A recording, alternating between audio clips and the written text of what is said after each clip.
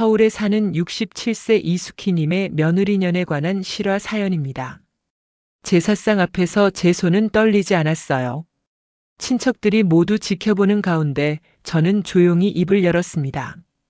이 집안을 노린 계약서 제 눈에도 다 있다고요. 며느리 연지은의 얼굴이 새하얗게 질렸어요.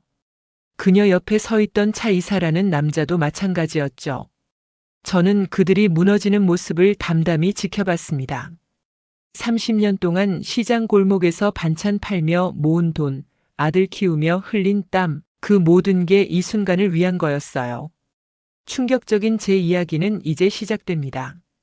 새벽 5시 참새 울음소리가 창문을 두드렸습니다. 저는 눈을 떴어요. 몸이 먼저 일어나는 습관, 67년을 살아온 몸이 알아서 움직였죠. 이불을 걷어내니 차가운 공기가 발목을 감쌌어요. 방문을 열자 부엌에서 김치 냄새가 코끝을 찔렀습니다. 어제 담가놓은 배추김치였어요. 전등을 켜니 낡은 벽지가 눈에 들어왔습니다. 군데군데 벗겨진 꽃무늬 세월의 흔적이었죠. 저는 앞치마를 두르고 부엌으로 향했어요. 도마 위에 무와 당근이 놓여 있었습니다.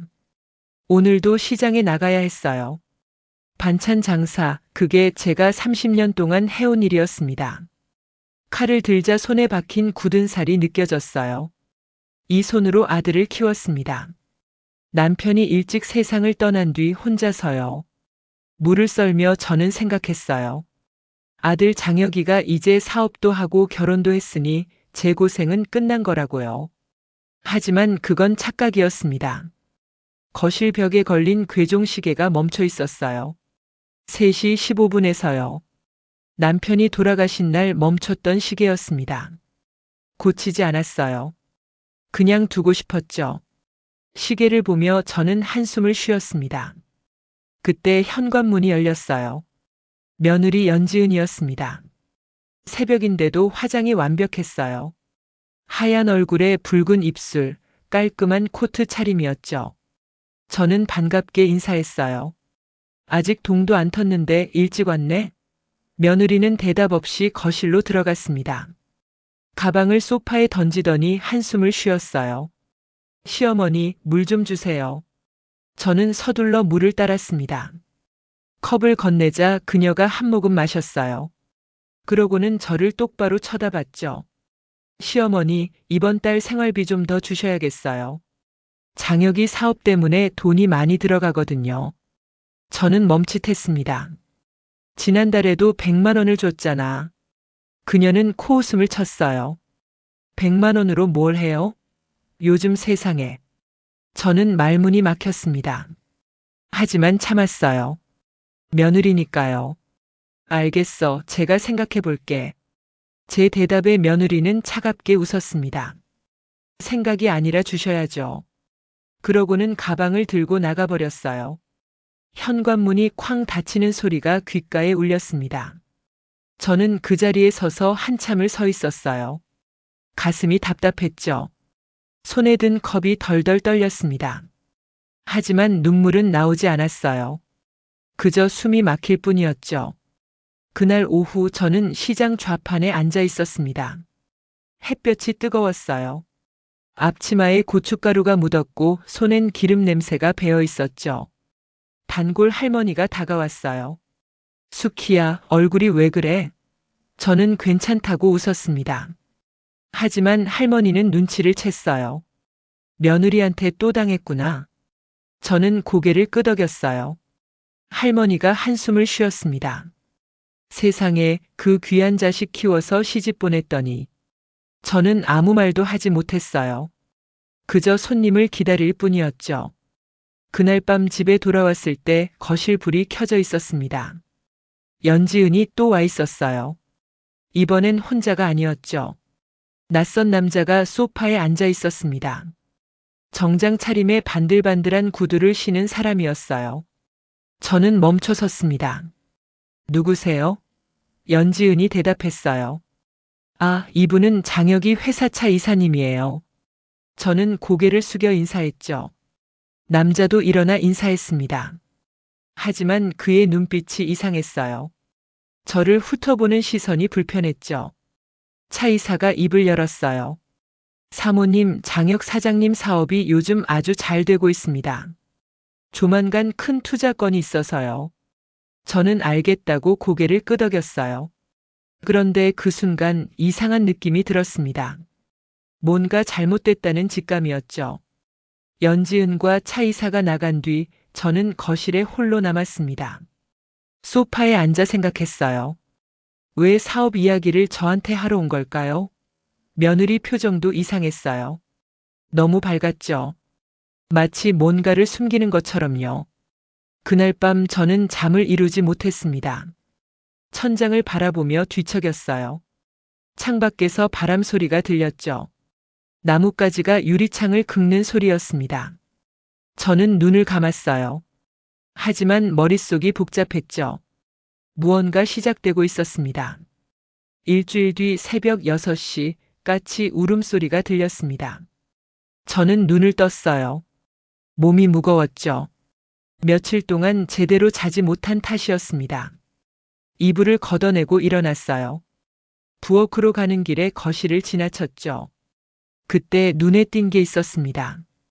소파 옆 테이블 위에 놓인 명품 가방이었어요. 검은색 가죽에 금색 로고가 박힌 것이었죠. 저는 멈춰 섰습니다. 이게 뭐지? 집에 없던 물건이었어요. 며느리 것인가 싶었지만 아무리 생각해도 이상했죠. 가방을 열어봤습니다. 안에 지갑과 화장품이 들어 있었어요. 그리고 통장 한 개가 보였죠. 저는 손을 떨며 꺼냈습니다. 통장 표지에 적힌 이름은 연지은이었어요. 첫 장을 펼쳤죠. 숫자가 눈에 들어왔습니다. 5천만 원. 저는 숨이 멎는 줄 알았어요. 이 돈이 어디서 난 거지? 며느리는 전업주부였습니다. 아들 장혁이가 번 돈으로 살았죠. 그런데 이렇게 큰 돈이 있을 리 없었어요. 저는 통장을 도로 넣었습니다. 가방을 닫고 제자리에 놓았어요. 하지만 가슴이 두근거렸죠. 뭔가 잘못됐다는 확신이 들었습니다. 저는 부엌으로 갔어요. 손이 떨려서 칼질도 제대로 안 됐죠. 그날 오후 시장에서 저는 멍하니 앉아 있었습니다. 손님이 와도 제대로 응대하지 못했어요. 머릿속이 복잡했죠. 단골 할머니가 다가왔습니다. 수키야, 왜 그래? 어디 아파? 저는 고개를 저었어요. 아니에요, 괜찮아요. 하지만 할머니는 믿지 않았죠. 얼굴이 창백해. 뭔 일 있지? 저는 입을 열었습니다. 할머니, 며느리가 이상해요. 돈이 너무 많아요. 할머니가 눈을 크게 떴어요. 뭐? 며느리가? 저는 고개를 끄덕였죠. 5천만 원이나 되는 통장이 있더라고요. 어디서 난 돈인지 모르겠어요. 할머니가 한숨을 쉬었습니다. 수키야, 그거 수상한데. 알아봐야 해. 저는 그날 밤 집에 일찍 돌아왔습니다. 연지은이 있는지 확인하고 싶었어요. 현관문을 열자 불이 꺼져 있었죠. 저는 조용히 안으로 들어갔습니다. 거실을 지나 안방 쪽으로 갔어요. 문이 살짝 열려 있었죠. 안을 들여다봤습니다. 연지은이 전화 통화를 하고 있었어요. 목소리가 작았지만 들렸죠. 걱정 마, 곧 끝나. 돈은 내가 알아서 할게. 저는 숨을 죽였습니다. 누구와 통화하는 걸까요? 며느리가 말을 이었어요. 시어머니는 아무것도 몰라. 그냥 시키는 대로 할 거야. 저는 가슴이 철렁했습니다. 제 이야기를 하고 있었어요. 손이 덜덜 떨렸죠. 연지은이 통화를 끊었습니다. 저는 서둘러 부엌으로 갔어요. 심장이 미친 듯이 뛰었죠. 뭔가 큰일이 벌어지고 있었습니다. 하지만 아직 확실하지 않았어요. 그날 밤 저는 잠들지 못했습니다. 침대에 누워 천장을 바라봤어요. 연지은의 말이 머릿속을 맴돌았죠. 시어머니는 아무것도 몰라. 저는 주먹을 꽉 쥐었습니다. 뭘 모른다는 거지? 새벽 4시 저는 일어났어요. 더 이상 참을 수 없었죠. 안방으로 갔습니다. 조용히 문을 열고 안을 들여다봤어요. 연지은이 자고 있었죠. 저는 방 안으로 들어갔습니다. 책상 위에 핸드폰이 놓여 있었어요. 저는 그걸 집어들었죠. 화면을 켰습니다. 비밀번호가 걸려 있었어요. 하지만 운이 좋았습니다. 며느리가 자주 쓰는 숫자를 입력했더니 풀렸죠. 메시지를 열었습니다. 차이사라는 이름이 보였어요. 저는 클릭했죠. 대화 내용이 펼쳐졌습니다.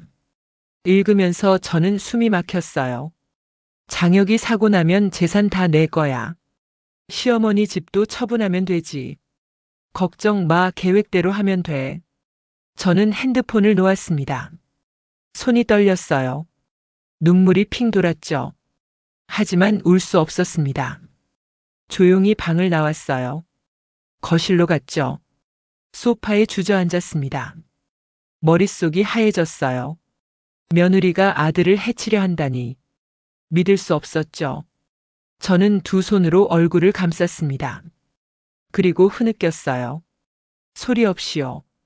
새벽 5시 반 빗소리가 지붕을 두드렸습니다. 저는 눈을 떴어요. 밤새 잠을 설쳤죠. 며느리의 메시지가 머릿속을 떠나지 않았습니다. 장혁이 사고 나면 재산 다 내 거야. 그 말이 계속 귓가에 맴돌았어요. 저는 일어나 부엌으로 갔습니다. 창밖은 어두웠어요. 비가 세차게 내리고 있었죠.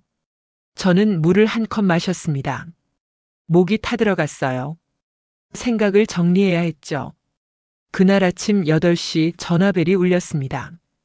저는 서둘러 받았어요. 어머니, 장혁이었어요. 목소리가 급했죠. 제 심장이 쿵 내려앉았습니다. 왜, 무슨 일이야? 장혁이 말했어요. 어머니, 오늘 회사 일로 지방 출장 가요. 늦게 들어올 거예요. 저는 알겠다고 대답했죠. 하지만 불안했습니다. 혹시 오늘이 그날인가? 전화를 끊고 저는 연지은에게 연락했어요. 며느리, 오늘 어디 가니? 연지은이 대답했습니다. 아니요, 집에 있을 거예요. 왜요? 저는 괜찮다고 말했죠. 하지만 속으로는 확신했습니다. 뭔가 일어날 거라고요. 오후 3시 저는 집에 있었습니다. 거실 소파에 앉아 TV를 켰어요. 하지만 집중할 수 없었죠. 연지은은 안방에 있었습니다. 문을 닫고 뭔가 하고 있었어요. 4시쯤 현관문이 열렸습니다. 차이사였어요. 저는 깜짝 놀랐죠. 왜 오셨어요? 그가 웃으며 말했습니다. 아, 사모님. 연지은 씨 만나러 왔습니다. 잠깐만요. 연지은이 방에서 나왔어요. 둘은 거실로 갔죠. 저는 부엌으로 가는 척하며 귀를 기울였습니다. 둘의 대화가 들렸어요. 오늘이야? 응, 지금쯤 출발했을 거야. 사고 나면? 바로 병원 가는 척해. 그럼 끝이야. 저는 숨이 막혔습니다. 손이 부들부들 떨렸어요. 아들이 위험에 처했습니다. 당장 전화해야 했죠. 저는 핸드폰을 꺼냈어요. 장혁에게 전화를 걸었습니다. 신호음이 울렸죠. 1번, 2번, 3번. 받지 않았어요. 저는 초조해졌습니다. 다시 걸었죠. 여전히 받지 않았어요. 가슴이 터질 것 같았습니다. 오후 6시 전화벨이 울렸어요. 병원이었습니다. 환자 보호자이신가요? 구장혁 씨가 교통사고로 실려왔습니다. 저는 핸드폰을 떨어뜨릴 뻔했어요. 뭐라고요? 저는 서둘러 병원으로 갔습니다. 택시를 타고 달렸어요. 차창 밖으로 비가 계속 내렸죠. 저는 눈물을 흘렸습니다. 아들아, 제발 무사해라. 병원에 도착했을 때 연지은이 먼저 와 있었어요. 그녀는 눈물을 흘리고 있었죠. 하지만 저는 알았습니다. 거짓 눈물이라는 걸요. 의사가 나왔어요. 환자는 머리를 크게 다쳤습니다. 지금 혼수 상태예요. 깨어날지는 모르겠습니다. 저는 그 자리에 주저앉았어요. 다리에 힘이 풀렸죠. 중환자실 유리창 너머로 장혁이 보였습니다. 온몸에 튜브가 연결돼 있었어요. 저는 유리창에 손을 댔죠. 아들아, 제발. 눈물이 멈추지 않았습니다. 연지은이 옆에 섰어요. 시어머니 괜찮으세요? 저는 그녀를 쳐다봤습니다. 차갑게요. 내가 이렇게 만든 거지? 속으로 말했죠. 그날 밤 저는 집에 돌아왔습니다. 혼자였어요. 연지은은 병원에 남았죠. 저는 거실 소파에 앉았습니다. 남편 영정 사진이 선반 위에 있었어요. 저는 사진을 바라봤죠. 여보, 우리 아들이 죽어가요. 제가 뭘 해야 할까요? 눈물이 흘러내렸습니다. 저는 영정을 끌어안았어요. 그리고 울었죠. 목이 쉬도록요. 새벽 2시 저는 여전히 거실에 있었습니다. 멈춘 괴종 시계를 바라봤어요. 3시 15분에서 멈춰 있었죠. 남편이 돌아가신 시간이었습니다. 저는 일어나 시계에 다가갔어요. 손을 뻗어 시계를 만졌죠. 그때 뭔가 느껴졌습니다. 시계 뒷면이 헐거웠어요. 저는 시계를 돌렸죠. 뒷판이 열렸습니다. 안에 종이 한 장이 접혀 있었어요. 저는 꺼냈죠. 펼쳐봤습니다. 남편의 글씨였어요. 수키야, 이 집 등기는 내 이름으로 돼 있어. 너 혼자 지켜. 누구한테도 주지 마. 저는 종이를 꽉 쥐었습니다. 남편이 남긴 마지막 메시지였어요. 저는 고개를 끄덕였죠. 알겠어요, 여보. 제가 지킬게요. 그 순간 결심했습니다. 더 이상 당하지 않겠다고요. 저는 며느리와 차이사를 용서하지 않을 겁니다.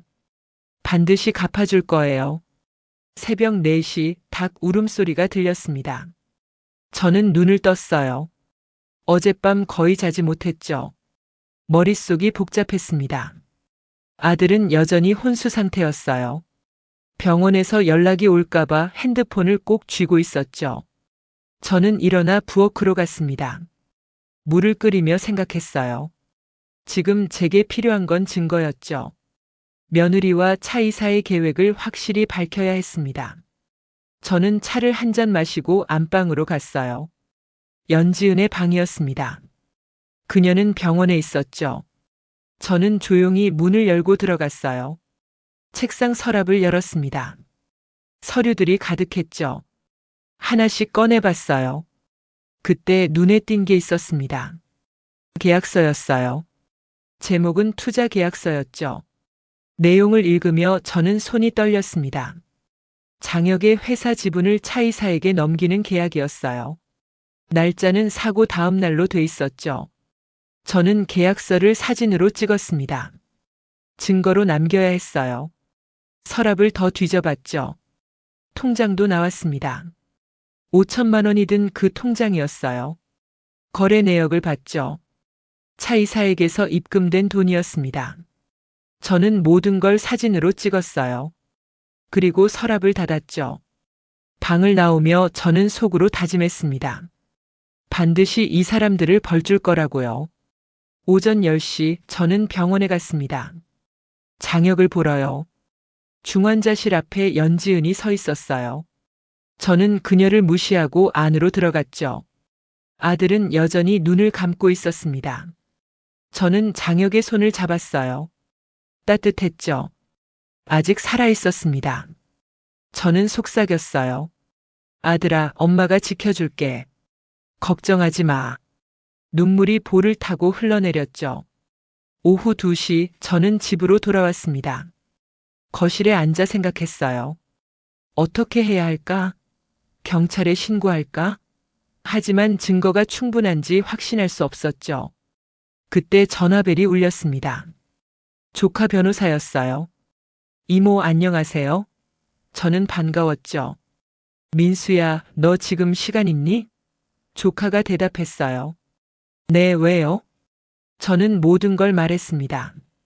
며느리와 차이사의 계획, 계약서, 통장 내역까지요. 조카는 놀란 목소리로 말했죠. 이모, 이건 사기예요. 바로 고소해야 해요. 저는 고개를 끄덕였어요. 알겠어. 그런데 민수야, 나 한 가지 부탁이 있어. 조카가 물었죠. 뭔데요? 저는 말했습니다. 이 사람들을 완전히 무너뜨리고 싶어. 법적으로도 사회적으로도요. 조카가 잠시 침묵했어요. 그러고는 말했죠. 이모, 그럼 제사 때 공개하는 게 어때요? 친척들 다 모이잖아요. 그때 증거를 보여주면 다들 알 거예요. 저는 눈을 반짝였습니다. 좋은 생각이었어요. 다음 주가 남편 제사였죠. 친척들이 모두 올 겁니다. 그때 모든 걸 밝히면 되는 거예요. 저는 조카에게 감사하다고 말했습니다. 민수야, 고마워. 내가 큰 힘이 돼. 조카가 웃으며 대답했어요. 이모, 걱정 마세요. 제가 도와드릴게요. 저는 전화를 끊고 깊게 숨을 들이쉬었습니다. 이제 계획이 생겼어요. 그날 저녁 저는 거실에 혼자 앉아 있었습니다. 창밖으로 해가 지고 있었어요. 노을이 붉게 물들었죠. 저는 남편 영정을 바라봤습니다. 여보, 조금만 기다려요. 제가 우리 집안 지킬게요. 밤 10시 연지은이 집에 들어왔습니다. 피곤한 얼굴이었어요. 저는 부엌에서 설거지를 하고 있었죠. 그녀가 말했어요. 시어머니, 장혁이 상태가 안 좋아요. 의사가 각오하라고 하더라고요. 저는 손을 멈췄습니다. 그녀의 목소리에는 슬픔이 없었어요. 오히려 담담했죠. 저는 돌아보지 않고 말했습니다. 그래, 알겠어. 연지은이 방으로 들어갔어요. 저는 설거지를 마쳤습니다. 수건으로 손을 닦으며 생각했어요. 일주일만 참으면 돼. 그때까지만요. 저는 이를 악물었죠. 다음 날 새벽 5시 저는 시장으로 나갔습니다. 일을 해야 했어요. 생활비를 벌어야 했죠. 좌판을 펼치고 반찬을 늘어놓았습니다. 단골 할머니가 다가왔어요. 수키야, 아들은 어때? 저는 고개를 저었죠. 아직 깨어나지 못했어요. 할머니가 한숨을 쉬었습니다. 세상에, 안 됐구나. 며느리는 뭐해? 저는 쓴웃음을 지었어요. 병원에 있대요. 하지만 할머니, 곧 다 끝날 거예요. 할머니가 눈을 크게 떴죠. 무슨 소리야? 저는 조용히 말했습니다. 다음 주에 다 밝혀질 거예요. 그때 보세요. 일주일이 빠르게 지나갔습니다. 저는 매일 병원에 갔어요. 장혁을 보러요. 그는 여전히 눈을 뜨지 못했죠. 하지만 저는 포기하지 않았습니다. 손을 잡고 말했어요. 아들아, 조금만 버텨. 엄마가 다 해결할게. 제사 전날 밤 저는 모든 증거를 정리했습니다. 계약서 사진, 통장 내역, 문자 메시지 캡처까지요. 조카 변호사가 와서 도와줬어요. 이모, 내일 이것들 보여주면 돼요. 다들 놀랄 거예요. 저는 고개를 끄덕였습니다. 알겠어, 민수야. 조카가 제 어깨를 두드렸어요. 이모, 힘내세요. 저는 웃었죠. 걱정 마. 난 괜찮아. 그날 밤 저는 잠들지 못했습니다. 내일이면 모든 게 드러날 거예요. 며느리와 차이사의 거짓말, 배신, 탐욕까지요. 저는 창밖을 바라봤습니다. 달이 밝았어요. 저는 속으로 다짐했죠. 내일 반드시 끝낼 거라고요. 제사 당일 아침 8시 참새 울음소리와 함께 햇살이 방 안으로 들어왔습니다. 저는 눈을 떴어요. 오늘이 그날이었죠. 가슴이 두근거렸습니다. 긴장보다는 각오에 가까운 떨림이었어요. 저는 일어나 씻었습니다. 거울을 보니 제 얼굴이 보였어요. 주름진 얼굴, 67년을 살아온 흔적이었죠. 하지만 눈빛만은 흐리지 않았습니다. 오늘 저는 싸울 거예요. 9시 친척들이 하나둘 도착했습니다. 큰아버지 댁, 작은아버지 댁, 사촌들까지요. 거실이 금세 사람들로 가득 찼어요. 저는 주방에서 음식을 준비했죠. 연지은도 옆에서 돕고 있었습니다. 그녀는 오늘도 완벽했어요. 단정한 한복에 깔끔한 화장이었죠. 친척들에게 공손히 인사했습니다. 저는 그 모습을 지켜봤어요. 얼마나 오래 저 가면을 쓸 수 있을까요? 10시 제사가 시작됐습니다. 남편 영정 앞에 음식을 차렸어요. 향을 피우고 절을 올렸죠. 친척들이 모두 고개를 숙였습니다. 저는 남편 사진을 바라봤어요. 여보, 지켜봐 주세요. 제사가 끝나고 식사 시간이 됐습니다. 친척들이 음식을 먹으며 이야기를 나눴어요. 저는 거실 한가운데 섰죠. 조카 변호사가 제 옆에 있었습니다. 저는 숨을 깊이 들이쉬었어요. 그리고 입을 열었죠. 여러분, 잠시 제 말 좀 들어주세요. 거실이 조용해졌습니다. 모두가 저를 쳐다봤어요. 저는 말을 이었습니다. 오늘 여러분께 보여드릴 게 있어요. 우리 집안에 일어난 일이에요. 조카가 서류를 꺼냈죠. 저는 그걸 받아들었습니다. 첫 번째 서류를 펼쳤어요. 계약서였죠. 이건 투자 계약서예요. 장혁이 회사 지분을 차이사에게 넘기는 내용이에요. 날짜를 보세요. 장혁이 사고 난 다음 날로 돼 있어요. 친척들이 웅성거렸습니다. 저는 두 번째 서류를 꺼냈어요. 통장 내역이었죠. 이건 며느리 연지은 통장이에요. 차이사에게서 5천만 원을 받았어요. 장혁이 모르게요. 연지은의 얼굴이 창백해졌습니다. 저는 그녀를 똑바로 쳐다봤어요. 그리고 말했죠. 며느리, 너는 내 아들을 해치려 했어. 차이사와 짜고서. 거실이 술렁였습니다. 친척들이 연지은을 바라봤어요. 그녀는 고개를 저었죠. 아니에요, 시어머니. 오해예요. 저는 그런 적 없어요. 저는 핸드폰을 꺼냈습니다. 화면을 켰어요. 이건 며느리가 차이사와 주고받은 문자예요. 읽어드릴까요? 장혁이 사고 나면 재산 다 내 거야. 이렇게 써 있어요. 연지은이 비틀거렸습니다. 얼굴이 새하얘졌어요. 저는 말을 이었죠. 너는 내 아들이 죽기를 바랬어. 돈 때문에. 이 집 때문에. 큰아버지가 일어섰습니다. 수키야, 이게 정말이야? 저는 고개를 끄덕였어요. 네, 큰아버님. 다 증거가 있어요. 조카가 서류를 친척들에게 돌렸죠. 친척들이 서류를 보며 충격에 빠졌습니다. 이럴 수가. 며느리가 이런 짓을? 작은 어머니가 연지은을 노려봤어요. 지은아, 내가 정말 이랬어? 연지은이 울음을 터뜨렸습니다. 아니에요, 다들 오해해요. 저는 그런 적 없어요. 하지만 친척들은 믿지 않았죠. 증거가 너무 명확했어요. 그때 현관문이 열렸습니다. 차이사가 들어왔어요. 저는 그를 쳐다봤죠. 마침 잘 오셨네요. 당신도 설명 좀 하세요. 차이사가 멈춰 섰습니다. 상황을 파악한 듯 했어요. 얼굴이 굳었죠. 저는 말했습니다. 이분이 며느리 공범이에요. 함께 우리 아들을 해치려 했어요. 친척들이 차이사를 둘러쌌습니다. 큰아버지가 소리쳤어요. 당신이 뭐 하는 짓이야? 차이사는 대답하지 못했죠. 입만 벙긋거렸습니다. 저는 조용히 말했어요. 여러분, 이 사람들은 우리 집안을 노렸어요. 장혁이 회사, 이 집 모든 재산을요. 그러려고 사고까지 계획했어요. 거실이 아수라장이 됐습니다. 친척들이 연지은과 차이사를 비난했어요. 저는 그 광경을 지켜봤죠. 담담하게요. 연지은이 제게 다가왔습니다. 무릎을 꿇었어요.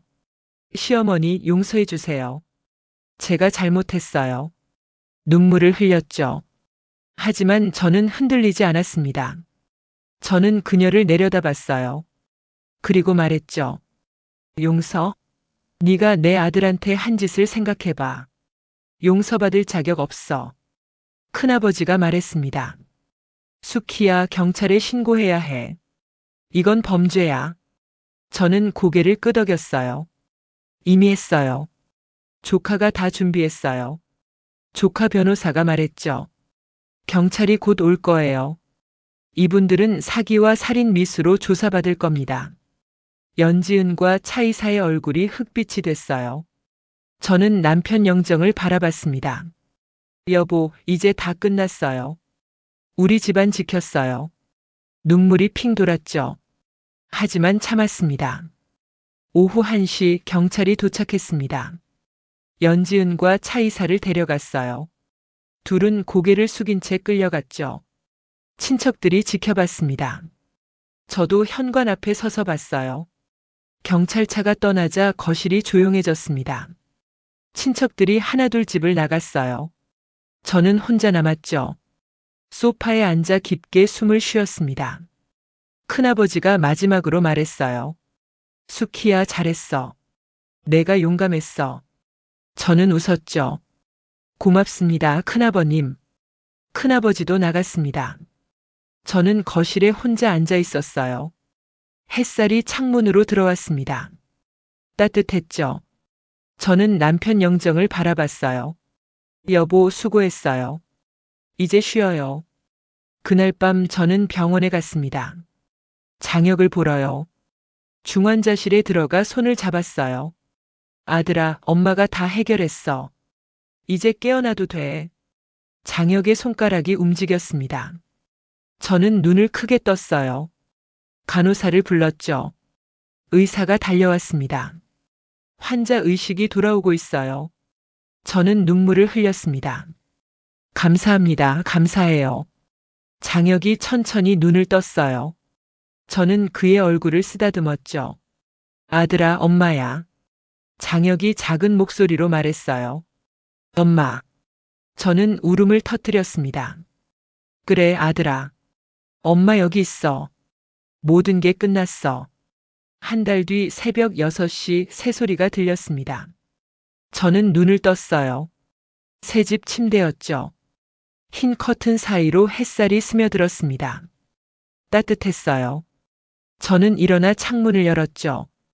밖에는 작은 정원이 있었습니다. 국화가 피어 있었어요. 바람에 흔들리는 모습이 평화로웠죠. 저는 깊게 숨을 들이쉬었습니다. 공기가 맑았어요. 이 집은 전원에 있었습니다. 조용하고 한적했죠. 장혁이 퇴원한 뒤 저는 이곳으로 이사했어요. 낡은 집은 팔았습니다. 너무 많은 기억이 있었죠. 새 출발이 필요했어요. 부엌으로 갔습니다. 깨끗한 싱크대, 새 냄비들이 보였어요. 저는 물을 끓였죠. 차를 한 잔 마시며 창밖을 바라봤습니다. 햇살이 정원을 비추고 있었어요. 아들은 지금 재활치료를 받고 있었습니다.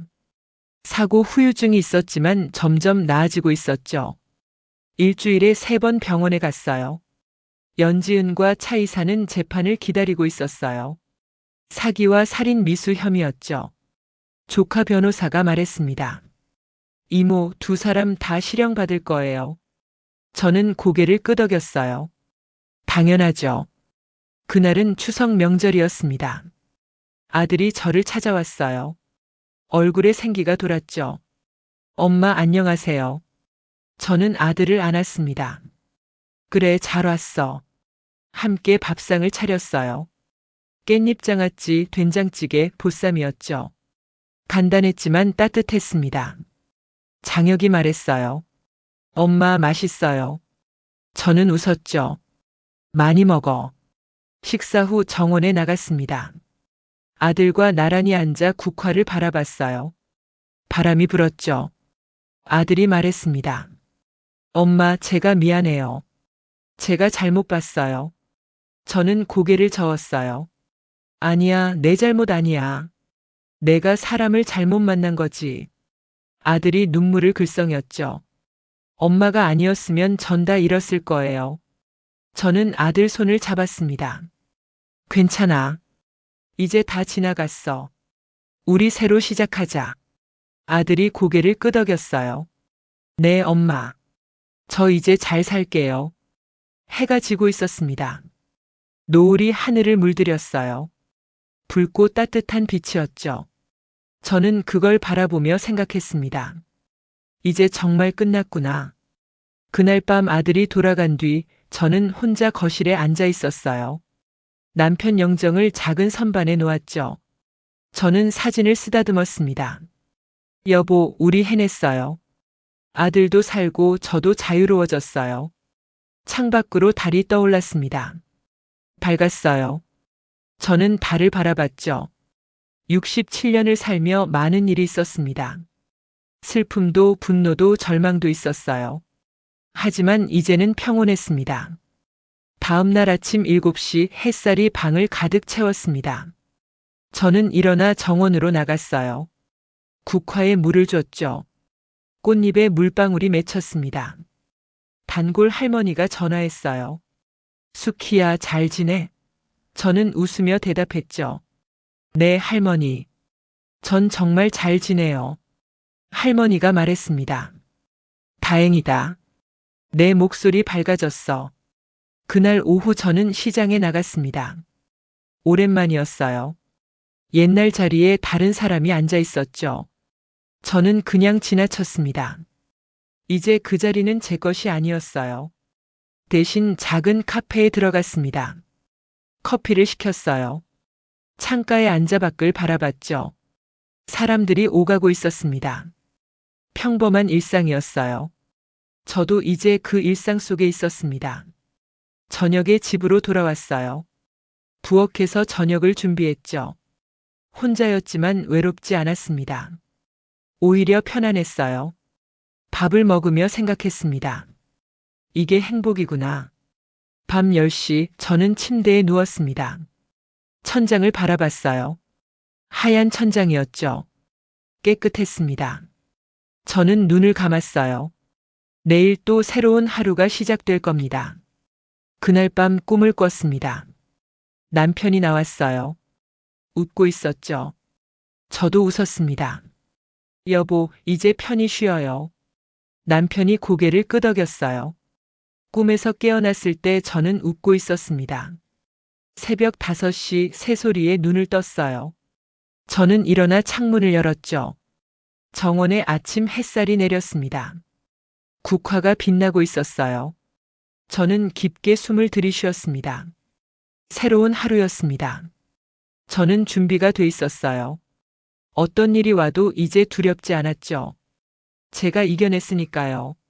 저는 드디어 웃을 수 있었어요. 새 집에서의 삶은 평온했습니다. 매일 아침 국화에 물을 주고 커피를 마시며 책을 읽었어요. 아들은 한 달에 2~3번 찾아왔죠. 아들과 함께하는 시간이 행복했습니다.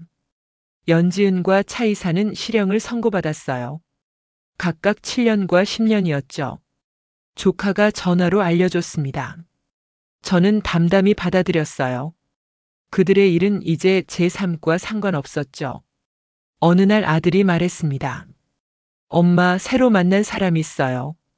착한 사람이에요. 저는 웃었죠. 그래? 천천히 알아가 봐. 이번엔 신중하게요.